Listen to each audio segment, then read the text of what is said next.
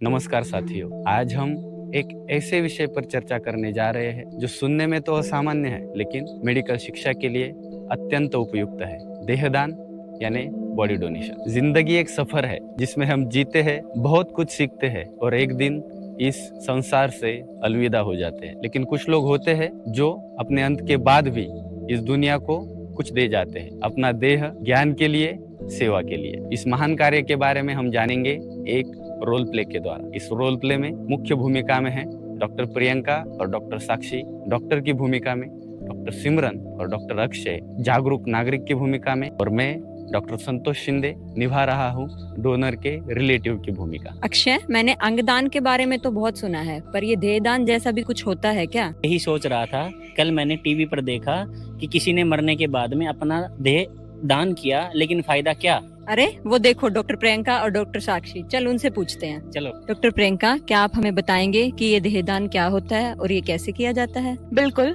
देहदान यानी मरणोपरांत अपने शरीर को किसी मेडिकल कॉलेज या रिसर्च इंस्टीट्यूट को दे देना। लेकिन क्यों? अंतिम संस्कार क्यों नहीं? सोचो, अगर कोई छात्र डॉक्टर बनना चाहे तो उसे शरीर की संरचना की पूर्ण जानकारी होना आवश्यक है। असली शरीर पर पढ़ाई कर कर ही वो जान सकते हैं कि शरीर की संरचना क्या है। तो ये कोई भी कर सकता है? हाँ, 18 साल से ऊपर का कोई भी व्यक्ति देहदान संकल्प पत्र भर सकता है। वह किसी भी सरकारी या फिर निजी मेडिकल कॉलेज से जुड़कर ये पत्र भर सकता है। मृत्यु के बाद परिवार कॉलेज को सूचना देता है और कॉलेज की टीम शव को ले जाती है, जिसका उपयोग मेडिकल शिक्षा हेतु किया जाता है। परामर्श और सहमति के लिए मेडिकल कॉलेज के एनाटॉमी विभाग से कानूनी जानकारी ली जा सकती है। मतलब जो देहदान करते हैं, क्या वो किसी के काम आ सकते हैं? बिल्कुल। शरीर दान से न केवल मेडिकल छात्रों की पढ़ाई में मदद मिलती है, बल्कि रिसर्च में भी इससे नया इलाज खोजा जा सकता है। और इससे धार्मिक रीति रिवाजों में कोई दिक्कत तो नहीं आती? नहीं, असल में ये सबसे बड़ा पुण्य है। सोचो, तुमने जीते जी किसी की मदद करी और तुम मरने के बाद भी किसी के काम आए, इससे बड़ा धर्म क्या हो सकता है? क्या सभी बॉडीज एक्सेप्ट कर ली जाती हैं? हाँ, अधिकांश बॉडी एक्सेप्ट कर ली जाती है, पर कुछ medical conditions like HIV, hepatitis B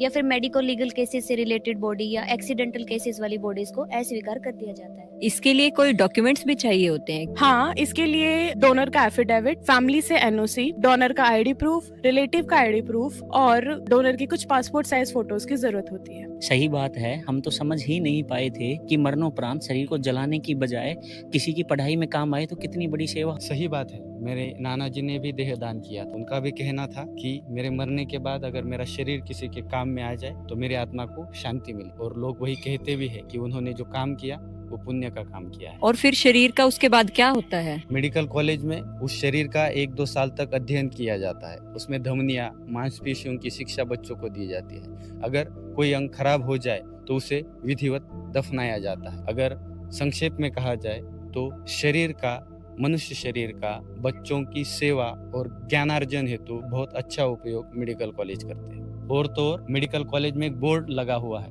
उस बोर्ड में देहदान करने वाले सभी महान आत्माओं का नाम लिखा हुआ है। उस बोर्ड पर नाना जी का नाम देखकर मुझे और मेरे परिवार वालों को बड़ा गर्व महसूस होता है। नेत्रदान, दृष्टिदान, रक्तदान, जीवन दान, देहदान, ज्ञान दान, अंगदान, जीवन दान, देहदान, महादान।